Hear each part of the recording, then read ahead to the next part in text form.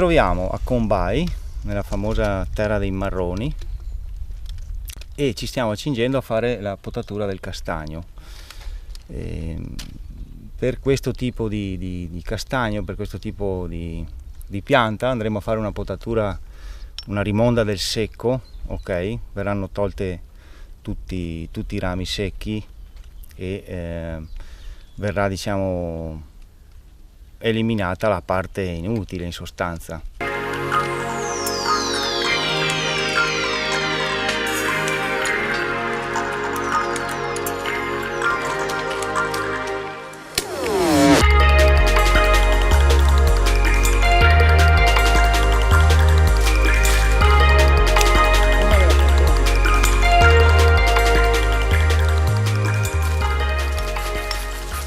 Una pianta di questo tipo potrebbe avere come minimo dai 2 ai 500 anni, ok? È difficile capire l'età vera di un esemplare così.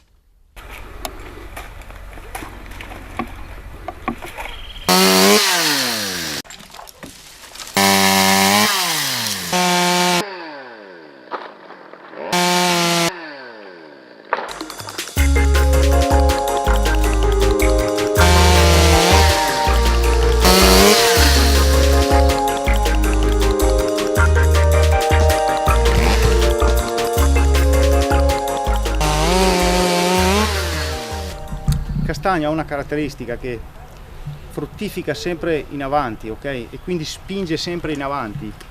Quindi noi dobbiamo ridurre, sì, però cercando appunto di salvaguardare la produzione.